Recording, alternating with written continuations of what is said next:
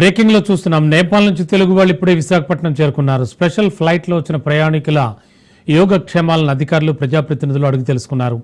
భారీ అల్లర్ల నుంచి బయటపడి స్వదేశానికి చేరుకున్న తెలుగు వాళ్ళు సంతోషం వ్యక్తం చేస్తున్నారు. నేపాల్లో జనరేషన్ జెడ్ అల్లర్ల దృష్ట్యా 144 మంది తెలుగు ప్రయాణికులతో కాఠ్మండు నుంచి ఏపీకి ప్రత్యేక విమానం చేరుకుంది. ఇండియాకు వచ్చిన తెలుగు ప్రయాణికుల్లో విశాఖవాసులు 104 మంది, తిరుపతికి చెందిన వారు 40 మంది ఉన్నారు. ఏపీ ప్రభుత్వం తెలుగువారిని తీసుకొచ్చేందుకు ప్రత్యేకంగా ఏర్పాట్లు చేసింది. రన్వే నుంచి లాంజ్లోకి చేరుకున్న పౌరులను స్వాగతిస్తూ ప్రత్యేకంగా ప్యాకింగ్ చేసిన స్నాక్స్ ను అధికారులు అందజేశారు. నేపాల్ నుంచి వచ్చిన వారిని జిల్లాల వారీగా కూర్చోబెట్టి వివరాలు సేకరించారు. విశాఖ ఎంపీ భరత్, విప్ వేపాడ చిరంజీవిరావు, ఎమ్మెల్యేలు పల్లా శ్రీనివాసరావు, వెలగపూడి రామకృష్ణబాబు తదితరులు ఎయిర్పోర్టుకు చేరుకుని తెలుగు పౌరులను రిసీవ్ చేసుకున్నారు.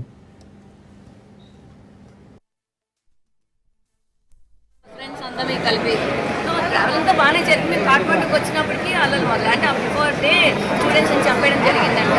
సో స్టూడెంట్సే బాగా అక్కడ గొడవంతా. మాకైతే ఎటువంటి ఇబ్బంది జరగలేదు, బాగానండి. అసలు మేము నిన్న కాంటాక్ట్ చేసిన వెంటనే లోకేష్ గారు రెస్పాండ్ అయ్యి మాకు అన్ని వెంటనే చేశారండి. మా ఆధార్ కార్డ్స్ అన్ని తీసుకొని అన్ని ప్లేట్లో కూడా మాకు స్నాక్స్ అవి అసలు మేము ఫుడ్ వద్దని చెప్పాం. ఆయన కాంప్లిమెంటరీగా స్నాక్స్ అవి అరేంజ్ చేశారండి. సో మేము ఎటువంటి ఇబ్బంది పడకుండా సేఫ్గా వచ్చేసాము. We're very thankful to him అండి.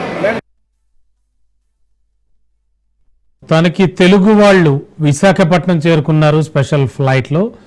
మరింత అదనపు సమాచారం అందించడానికి మా కరెస్పాండెంట్ సూర్యప్రకాష్ సిద్ధంగా ఉన్నారు. ప్రకాష్, ఏమంటున్నారు ముఖ్యంగా కాఠ్మండు అల్లర్లకు సంబంధించి, నేపాల్ గురించి ఏం చెప్తూ ఉన్నారు? అలాగే 144 మెంబర్స్ అంతా కూడా వాళ్ళ యోగక్షేమాలను అంతా కనుక్కున్నారంటున్నారు. ఏమిటి సిచ్యువేషన్?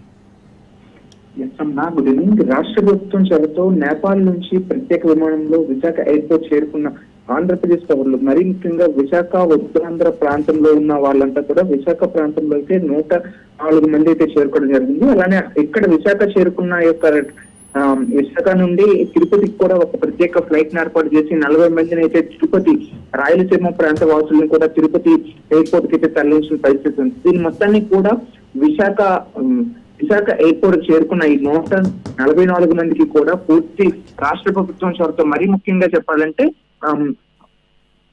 మంత్రి లోకేష్ సహాయంతో అయితే వీళ్ళంతా కూడా చేరుకున్నామని అయితే ఆనందాన్ని కూడా వ్యక్తం చేస్తున్న పరిస్థితి కనిపిస్తుంది. ముఖ్యంగా దీనికి సంబంధించి గత 2-3 రోజులుగా నేపాల్లో ఏవైతే ఘటనలు జరుగుతున్నాయో అక్కడ జన్జెట్ ఏదైతే ఒక నిరసనలు తెలియజేస్తున్నారో దానికి సంబంధించి ఆ యువత మొత్తం చేస్తున్న నిరసనల కార్యక్రమంగా అయితే నేపాల్ మొత్తం కూడా అల్లర్లతో నిండుకున్న పరిస్థితి ఉంది. ఈ అల్లర్లో అయితే వీళ్ళెవరూ చిక్కుకొని ఎటువంటి ఇబ్బందులు అయితే ఎదుర్కోలేదని అయితే ఇక్కడ చేరుకున్న వాళ్ళైతే, విశాఖ చేరుకున్న వాళ్ళైతే తెలియజేసిన పరిస్థితి కనిపిస్తుంది. మరి ముఖ్యంగా దీనికి సంబంధించి ఎవరు కూడా వాళ్ళేమి అననే పరిస్థితి అయితే ఉంది. అక్కడ పర్యాటకులను ఎవరిని కూడా ఇబ్బంది పెట్టలేదని కూడా ఇక్కడ స్థానికంగా ఎవరైతే చేరుకున్నారో యాత్రికులు వాళ్ళైతే తెలియజేసిన పరిస్థితి కనిపిస్తుంది.